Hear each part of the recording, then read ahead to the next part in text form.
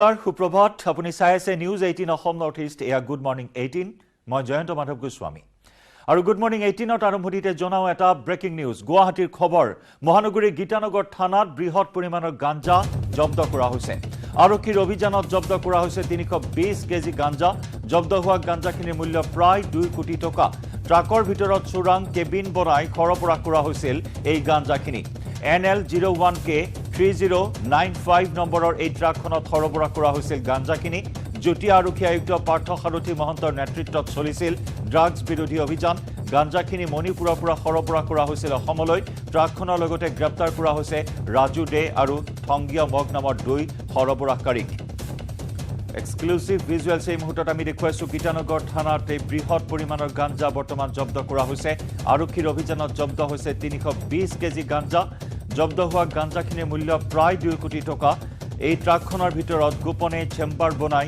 খৰপৰা কৰিছিল অতি কৌশলেৰে এই বৃহৎ পৰিমাণৰ গাঞ্জাখিনি ট্ৰাকখনৰ নম্বৰ হৈছে NL01K 3095 মণিপুৰৰ পৰা অসমলৈ গুৱাহাটীলৈ খৰপৰা কৰা হৈছিল এই গাঞ্জাখিনি জুটিয়া আৰক্ষী আয়ুক্ত পাৰ্থ সাৰথী মহন্তৰ নেতৃত্বত চলিছিল ড্ৰাগছ বিৰোধী অভিযান ইয়াৰ পূৰ্বেও জুটিয়া আৰক্ষী আয়ুক্ত পাৰ্থ সাৰথী মহন্তৰ নেতৃত্বত কেইবাটাও সফল অভিযান সম্পন্ন হৈছে ড্ৰাগছ বিৰোধী অভিযান কেইবাটাও ইতিমধ্যে সফলতাৰে সম্পন্ন হৈছে বহু পৰিমাণৰ ড্ৰাগছ ইয়াৰ পূৰ্বেও মহানগৰীৰ পাৰ্শ্বৱৰ্তী বিভিন্ন স্থানত অভিযান চলাই জব্দ কৰিছিল শেহতীয়াকৈ পুনৰ গীতানগৰ আৰক্ষীৰ জালত পৰিছে এই বৃহৎ পৰিমাণৰ ড্ৰাগছ সহ গাঞ্জা সৰবৰাহকাৰী আমি পুনৰ জনাইছো মণিপুৰৰ পৰা গুৱাহাটীলৈ সৰবৰাহ কৰা হৈছিল এই ড্ৰাগছ সৰবৰাহত জড়িত থকাৰ বাবে ট্ৰাকখনৰ দুই কৰ্মচাৰী ৰাজু দে আৰু থংগিয়া মগক ইতিমধ্যে আৰক্ষীয়ে গ্ৰেপ্তাৰ কৰি জেৰা অব্যাহত ৰাখিছে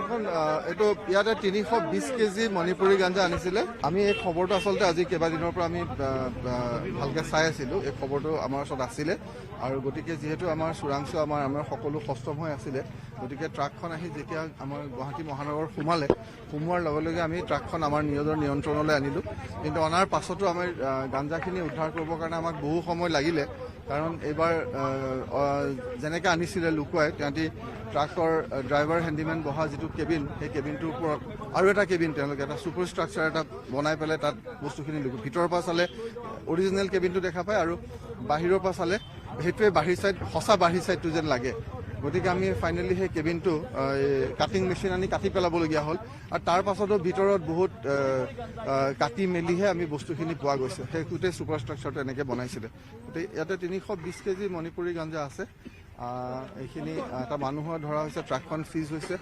বাকীখিনি কাম চলি থাকিব আমাৰ এজনক এতিয়ালৈকে ধৰা হৈছে আৰু এইখিনিতো দাম সাধাৰণতে 50 to 70,000 হয় চাউথ ইণ্ডিয়ান মাৰ্কেটত গতিকে আৰু গাঞ্জাৰ ক্ষেত্ৰত বেছিকেলি মূল্যতকৈ যিটো কোৱান্টিটি ডেট ইজ মোৰ ইম্পৰ্টেণ্ট এইটো এটা নিঃসন্দেহে এটা ভাল মানে হিউজ কোৱান্টিটি জীৱন সিংহ মুকলি আকাশৰ তললৈ অহাৰ পাছতে আলোচনাৰ কুচকাৱাজ চলিছে কেএলৰ সৈতে দিল্লীতে বাহৰ পাতি থকা মুখ্যমন্ত্ৰী হিমন্ত বিশ্ব শৰ্মাই কেএলৰে আলোচনা সম্পৰ্কত দিলে প্ৰথমটো প্ৰতিক্ৰিয়া শান্তিৰ স্বাৰ্থত কেএলৰ সৈতে আলোচনাৰ মাজেৰে সমাধান সূত্ৰ উলিওৱাৰ কথা ক'লে মুখ্যমন্ত্ৰীয়ে আলফাৰ সৈতেও আলোচনাৰ কথা ক'লে মুখ্যমন্ত্ৰী ডক্টৰ হিমন্ত বিশ্ব শৰ্মাই কিন্তু কেএলৰে চুক্তি সম্পৰ্কে কোনো মন্তব্য নকৰিলে মুখ্যমন্ত্ৰীগৰাকী উল্লেখযোগ্য যে জীৱন সিংহই আলোচনাৰ মেজলৈ অহাৰ পিছত কোনো ধৰণৰ প্ৰতিক্ৰিয়া প্ৰকাশ কৰা নাছিল এয়া প্ৰথমটো প্ৰতিক্ৰিয়া প্ৰকাশ কৰিছে দিল্লীত বাহৰ পাতি থকা মুখ্যমন্ত্ৰী ডক্টৰ হিমন্ত বিশ্ব শৰ্মাই আৰু কেৱল মুখ্যমন্ত্ৰীগৰাকী নহয় বিভিন্ন ইস্যুত সততে মাত মাতি অহা বিজেপিৰ কোনো এগৰাকী নেতাই হওক মন্ত্ৰীয়ে হওক বা বিধায়কে হওক কোনেও এই বিষয়টোত প্ৰতিক্ৰিয়া প্ৰকাশ কৰা নাই কিন্তু শেহতীয়াকৈ মুখ্যমন্ত্ৰীগৰাকীয়ে প্ৰতিক্ৰিয়া প্ৰকাশ কৰি কৈছে যে অতি শীঘ্ৰে এটা সমাধান সূত্ৰ উলিওৱা হ'ব ইতিমধ্যে কুচকাৱাজ চলি আছে কেএলৰ সৈতে শান্তি চুক্তিৰ যেহেতু মুখ্যমন্ত্ৰীগৰাকীয়ে দিল্লীতে বাহৰ পাতি আছে কেন্দ্ৰীয় গৃহ সচিবৰ সৈতে বৈঠকত মিলিত হৈছিল এই বিষয়টোক লৈ শান্তিৰ স্বাৰ্থত কেএলৰ সৈতে আলোচনাৰ মাজেৰে সমাধান সূত্ৰ উলিওৱাৰ কথা ক'লে মুখ্যমন্ত্ৰীগৰাকীয়ে সমান্তৰালকৈ আলফাৰ সৈতেও আলোচনাৰ কথা ক'লে মুখ্যমন্ত্ৰী ডক্টৰ শৰ্মাই কিন্তু কেএলৰে চুক্তি সম্পৰ্কে কোনো ধৰণৰ মতামত আগ নবঢ়ালে মুখ্যমন্ত্ৰী ডক্টৰ হিমন্ত বিশ্ব শৰ্মাই নেতৃবৃন্দ মূল সুঁতিলৈ উভতি আহিছে তাৰ লগত সমান্তৰালভাৱে ছয় জনগোষ্ঠীৰ জনজাতিকৰণৰ বিষয়টোৰ সম্পৰ্কটো কেন্দ্ৰীয় চৰকাৰৰ লগত অলপ আলোচনা আগবঢ়াই ৰখা হৈছে। বৰ্তমান তেখেত আহিছে, জিৰণি ল'ব, লাহেকৈ চৰকাৰৰ লগত আলাপ আলোচনা কৰিব। আৰু এই বস্তুটো এনেকুৱা নহয় যে কিবা ২৬ জানুৱাৰী ১৫ আগষ্ট এটা সন্মুখত ৰাখি পেলাই কিবা এটা ঘোষণা কৰি দিয়া। ডাঙৰ খবৰ যে তেওঁলোক মূল সুঁতিলৈ উভতি আহিছে, আৰু মই ভাবোঁ যে কিছুদিনলৈ সেইটোৱে ডাঙৰ খবৰ হৈ থাকিব।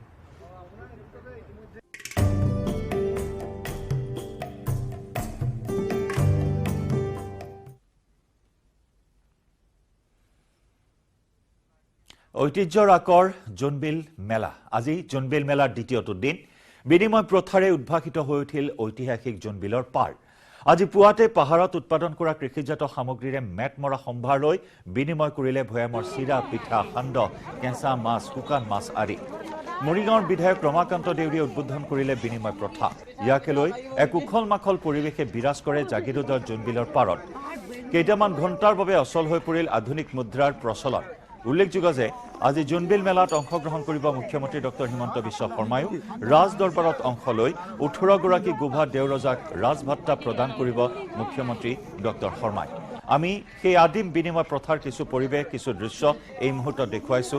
ঐতিহাসিক জোনবিল মেলাত এনেদৰে উদ্ভাসিত হৈ উঠিল আদিম তথা প্ৰাচীন বিনিময় প্ৰথা, আৰু যাৰ বাবে কিছু মুহূৰ্তৰ বাবে স্থবিৰ হৈ পৰিল আধুনিক মুদ্ৰাৰ প্ৰচলন।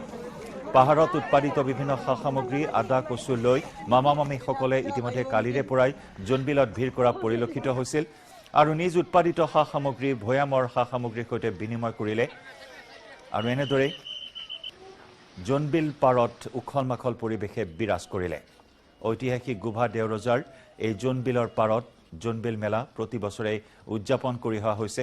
ঐতিহ্যৰ আকৰ এই জোনবিলৰ পাৰত প্ৰাচীন বিনিময় প্ৰথাৰে আজি বিনিময় হাত বহিল, য'ত পাহাৰৰ মামা মামীসকলে ভৈয়ামৰ বিভিন্ন সা সামগ্ৰীৰে নিজ উৎপাদিত সামগ্ৰীৰ বিনিময় কৰিলে।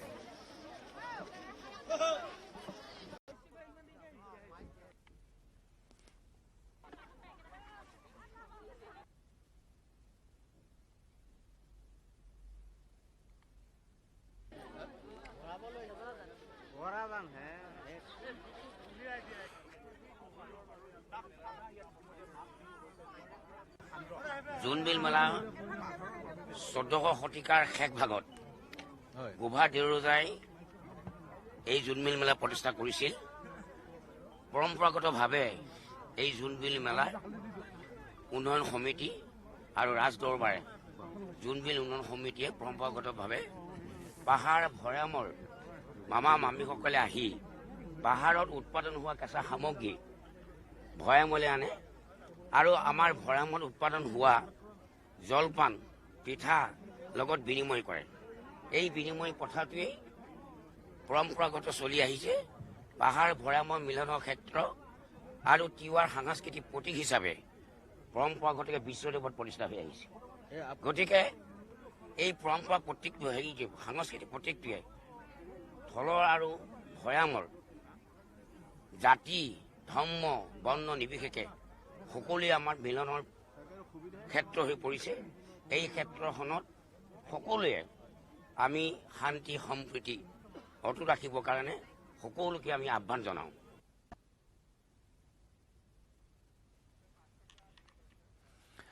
আমাৰ সতীৰ্থ সাংবাদিক ভাস্কৰ জ্যোতি হাজৰিকাৰ বিশেষ প্ৰতিবেদন এই মুহূৰ্তত আগবঢ়াইছো। মুদ্ৰাৰ এই প্ৰচলনৰ দিনতো কিছু সময়ৰ বাবে আচলতে মুদ্ৰাৰ প্ৰচলন স্তব্ধ হৈ পৰিল, আৰু সেয়াই হৈছে বিনিময় প্ৰথা। আৰু এয়া জোনবিলৰ পাৰত আছো আমি, অঞ্জন আছে মোৰ লগত। এই মুহূৰ্তত মই কিছু দৃশ্যাংশ দেখুৱাম। আৰু ৰজাৰ দিনৰ যি পৰম্পৰা, সেই পৰম্পৰা ৰক্ষা কৰি যি তিনিদিনীয়াকৈ জোনবিল মেলা আৰম্ভ হয় আজি দ্বিতীয়টো দিন। আৰু দ্বিতীয় দিনত আজি পুৱাৰ ভাগত এই মুহূৰ্তত আমি যি দৃশ্যাংশ দেখুৱাই আছো, এয়া হৈছে পাহাৰৰ যিসকল মামামামী আহে, তেওঁলোকে ভৈয়ামৰ যিসকল মামামামী তেওঁলোকৰ লগত পিঠাৰ যি আদান প্ৰদান, সেই আদান প্ৰদান কৰে, আৰু কৰি তেওঁলোকে এই যি বিনিময়, সেই যি বিনিময় প্ৰথাৰ যি প্ৰচলন, সেই প্ৰচলন তেওঁলোকে এই বৰ্তাই ৰাখিছে। আৰু এই মুহূৰ্তত এয়া দেখিবলৈ পাই আছে, দেখুৱাই আছো, অঞ্জনে দেখুৱাইছে। এই মুহূৰ্তত দেখিবলৈ পাইছে যে এইখন এনেকুৱা এখন বজাৰ, যিখন বজাৰলৈ যদি আপুনি আহে আচলতে আপোনাৰ পকেটত টকাৰ প্ৰয়োজন নহয়, কাৰণ ইয়াত সামগ্ৰী আদান প্ৰদান হয়, যিটো বিনিময় প্ৰথা বুলি কোৱা হয়। যি সময়ত আধুনিক মুদ্ৰাৰ প্ৰচলন ঘটিছে, কিন্তু সেই আধুনিক মুদ্ৰাৰ প্ৰচলনৰ সময়ত এই বজাৰে বিশেষ ঐতিহ্য বহন কৰি আছে। মই ভৈয়ামৰ লোক আছে, মই তেওঁলোকৰ কাষলৈ যাম আৰু এনেদৰে চিৰা লাৰুৰ বিনিময়ত এনেদৰে যি তেওঁলোকৰ পাহাৰৰ যি হালধি হওক বা যিকোনো খাদ্য তেওঁলোকৰ সৈতে আদান প্ৰদান হয়। মই এজন ব্যক্তি আছে, ক'ৰ পৰা আহিছে? আমি গাগনমাৰৰ পৰা আহিছোঁ। কি কি আনিছে?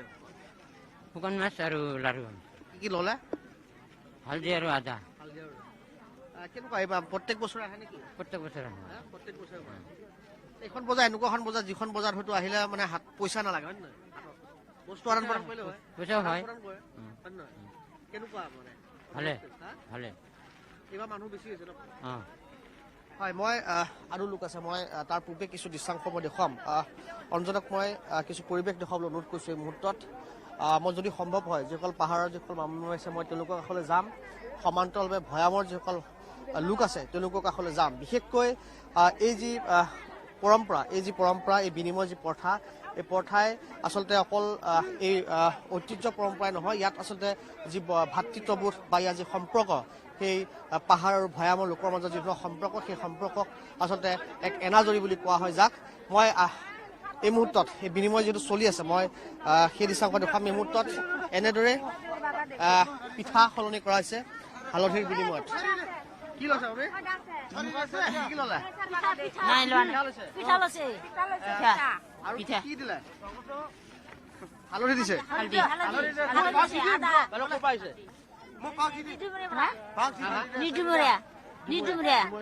কি আনিলে? কি সলালে? মাছ, সান্দহ, পিঠা। প্ৰত্যেক বছৰে আহে নেকি? সত্তৰ বছৰ আহো। মামা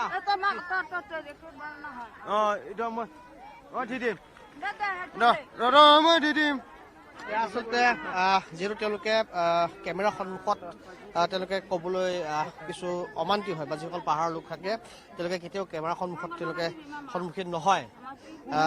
যাৰ পৰিৱৰ্তে মই যিহেতু দৃশ্যাংশ দেখুৱাই আছোঁ, দেখিবলৈ পাইছে এনেদৰে সজোৱা হয়।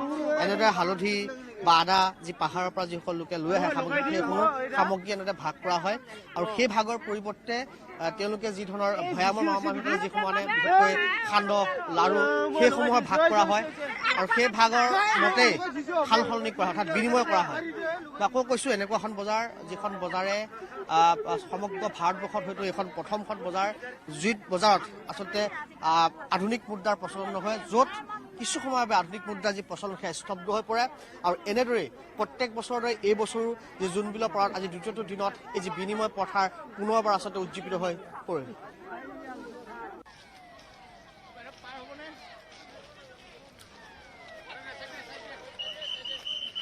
আমাৰ দুগৰাকীকৈ সতীৰ্থ সাংবাদিক জোনবিলৰ পাৰত আজি উপস্থিত হৈ এইসমূহ দৃশ্য বন্দী কৰিছে।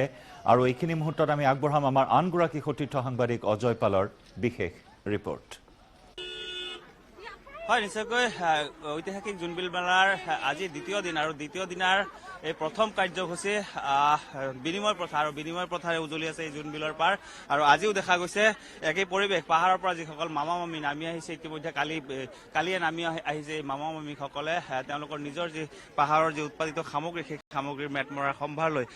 আৰু আজি কাহিনী পোৱাৰ পৰা দেখা গৈছে এই বিনিময়ৰ হাট বহিছে জোনবিলৰ পাৰত। পাহাৰৰ পৰা তেওঁলোকে যি সামগ্ৰী লৈ আহিছে, কৃষিজাত সামগ্ৰীৰ যি মেটমৰা সম্ভাৰ লৈ আহিছে, সেই সম্ভাৰৰ সৈতে ভৈয়ামৰ লোকসকলৰ সৈতে বিনিময় কৰিছে চিৰা পিঠা সান্দহ লাৰু আদি বিভিন্ন সামগ্ৰী। এগৰাকী ভৈয়ামৰ লোক আছে, আমি তেওঁৰ পৰা জানিব বিচাৰিম। দাদা, কি কি লৈছে? হালধি আদা কচু জলকীয়া। আৰু আপুনি কি দিলে? আমি সান্দহ দিছোঁ, পিঠা দিছোঁ, তেলৰ পিঠা দিছোঁ, এইবিলাকে। হয়, প্ৰত্যেকবাৰে আহোঁ, ভালেই লাগে। এনেধৰণে দেখা গৈছে পাহাৰ আৰু ভৈয়ামৰ যি সম্প্ৰীতি মেলা এই জোনবিল, আৰু এই জোনবিলতেই যি বিনিময় প্ৰথা, আচলতে মুদ্ৰাৰ প্ৰচলন স্তব্ধ কৰি কিছু সময়ৰ বাবে হ'লেও বিনিময় প্ৰথা এই জোনবিলৰ পাৰত এতিয়াও দেখা যায়। আৰু তাৰেই প্ৰতিফলন এনেধৰণে দেখুৱাইছোঁ আমি। আৰু প্ৰতি বছৰে জোনবিলৰ পাৰত এনেধৰণে যি প্ৰাচীন বিনিময় প্ৰথা, যি মুদ্ৰাৰ প্ৰচলন স্তব্ধ কৰি সামগ্ৰীৰ বিনিময়ত সামগ্ৰী বিনিময় কৰা হয়। আৰু এনেধৰণে পাহাৰৰ পৰা মামা মামীসকল নামি আহে। আৰু আমি পাহাৰৰ মামা মামীসকলৰ সৈতেও কিছু কথা পাতিব বিচাৰিম। মামী ক'ৰ পৰা আহিছে? ক'ৰ পৰা আহিছে? মালৈবাৰীৰ পৰা। আচ্ছা, কি সলালে? এতিয়া এয়া সেই হালধি, আদা, কচু এইবিলাক সলাই আছো। মই পিঠা দিছো, সান্দহ দিছো, এইখিনিয়ে আৰু লাৰু দিছো, মুড়ি লাৰু এইবিলাকে দিছো। প্ৰত্যেকবাৰে আহে নেকি? প্ৰত্যেক বছৰে আহো। আপুনি কি ললে? প্ৰত্যেক বছৰ আহে। আমি আদা, কচু, হালধি, জলকীয়া চব আনে। আৰু লৈছে কি আপুনি? আমি সলাইছে শুকান মাছ সলাইছে। আৰু কি কৰিব এই শুকান মাছ, পিঠা এইবিলাক কি কৰিব? ঘৰত খাব পিঠাটো, আৰু শুকান মাছটো চুঙা দিব, থৈ দিব, ঘৰত বছৰে খাব। সেইকাৰণে লৈছে। কিমান মানুহ আহিছে? আমি 1 গাড়ী আহিছো, টাটা মোবাইল। ভাল লাগে ইয়াত? ভাল লাগিছে। প্ৰত্যেক বছৰ আহি আছো আমি, 1 বছৰ নহয়, সদায় জন্মিলা বয়াৰ বছৰে বছৰে আমি টাটা মোবাইল 1 গাড়ী আহি আছো। নিশ্চয় এনেধৰণে দেখা গৈছে পাহাৰ আৰু ভৈয়ামৰ যি সম্প্ৰীতিৰ মেলা জোনবিল, আৰু এই জোনবিলৰ দ্বিতীয় দিনাৰ এই প্ৰথম কাৰ্যসূচী ঐতিহাসিক বিনিময় প্ৰথা, আৰু এনেধৰণে জোনবিলৰ পাৰত এতিয়া পাহাৰ ভৈয়ামৰ সম্প্ৰীতিৰ মেলা জোনবিলত দেখা গৈছে উখল মাখল পৰিৱেশ। হয়, আৰু এনেদৰে সম্প্ৰীতিৰ এনাজৰী জাল কটকটীয়া কৰি সমন্বয়ৰ বাৰ্তাৰে পাহাৰ ভৈয়ামৰ মিলনভূমিত পৰিণত হৈছে জোনবিলৰ পাৰ। আমি জোনবিলৰ পৰিৱেশ আপোনালোকক দেখুৱাই যাম। আহিছোঁ অন্য খবৰলৈ। অৰ্ণমাই বৰাৰ হত্যাকাণ্ডৰ ৰায় সন্দৰ্ভত মুখ্যমন্ত্ৰীৰ প্ৰথম প্ৰতিক্ৰিয়া। সৰ্বোচ্চ ন্যায়ালয়ত দ্বাৰস্থ হোৱাৰ পোষকতা কৰিছে মুখ্যমন্ত্ৰী হিমন্ত বিশ্ব শৰ্মাই। বুধবাৰে উচ্চ ন্যায়ালয়ে খাৰিজ কৰিছিল নিম্ন আদালতৰ ৰায়। অৰ্ণমাই বৰাৰ হত্যাকাণ্ড ধৰ্ষণ সন্দৰ্ভত মুখ্যমন্ত্ৰীৰ প্ৰথম প্ৰতিক্ৰিয়া। কাৰণ গুৱাহাটী উচ্চ ন্যায়ালয়ৰ যি ৰায়, এই ৰায়ক লৈ তীব্ৰ ক্ষোভ অসন্তুষ্টি এতিয়া অব্যাহত আছে, আৰু এই বিষয়টো উচ্চতম ন্যায়ালয়ৰ দ্বাৰস্থ হোৱাৰ কথাও ইতিমধ্যে চৰ্চালৈ আহিছে। আৰু এই সন্দৰ্ভত মুখ্যমন্ত্ৰীগৰাকীয়ে প্ৰতিক্ৰিয়া প্ৰকাশ কৰি কয় যে সৰ্বোচ্চ ন্যায়ালয়ৰ দ্বাৰস্থ হোৱাৰ পোষকতা কৰে মুখ্যমন্ত্ৰীগৰাকীয়ে। বুধবাৰে উচ্চ ন্যায়ালয়ে খাৰিজ কৰিছিল নিম্ন আদালতৰ ৰায়। নিম্ন আদালতৰ ৰায় যি ফাঁচীৰ ৰায় আছিল, সেই ৰায় খাৰিজ কৰি মূল অভিযুক্তক 3 বছৰৰ কাৰাদণ্ডেৰে দণ্ডিত কৰিছিল।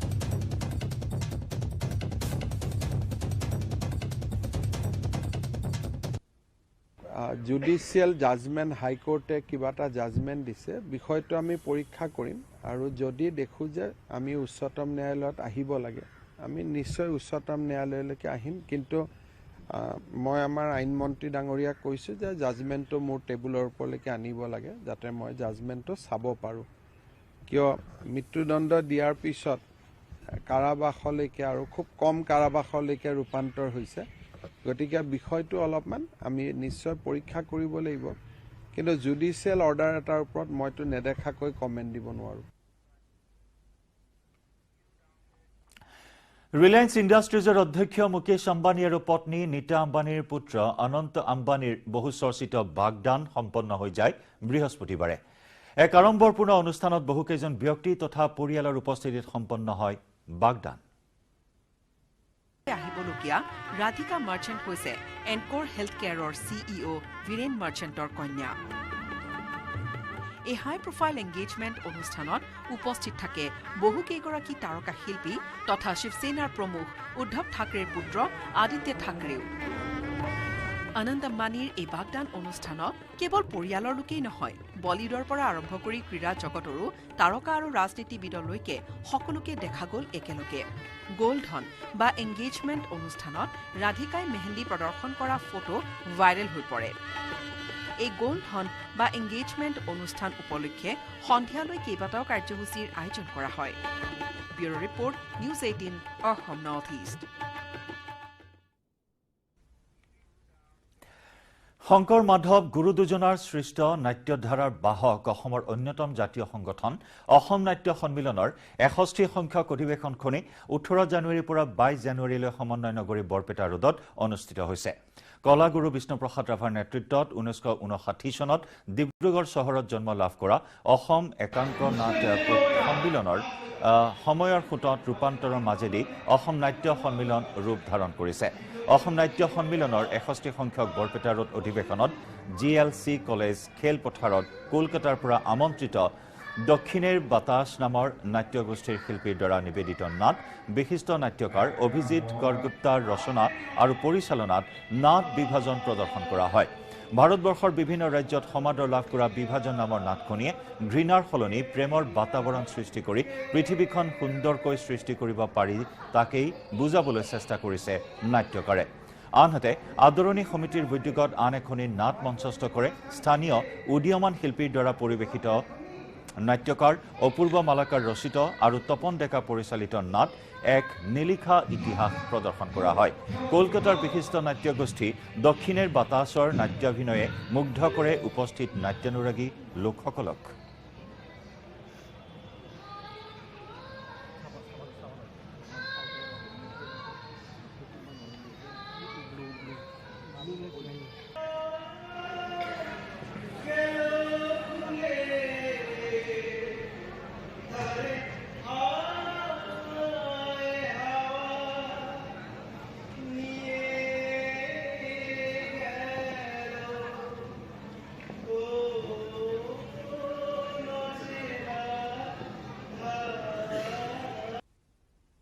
কাজেই প্রত্যেকটা মানুষের মধ্যে যদি অসম্প্রীতির বদলে ঘৃণার বদলে যদি ভালোবাসা জন্ম নেয়, একে অন্যের হাত যদি আমরা ধরি, যদি মানবিকতার হাত আমরা ধরি, তাহলে আমরা সুন্দর আগামী একটা পৃথিবী পেতে পারি।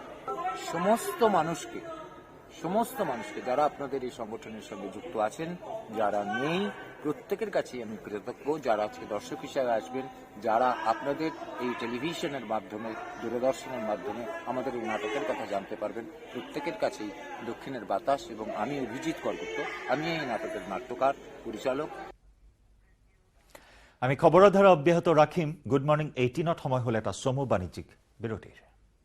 সাধাৰণ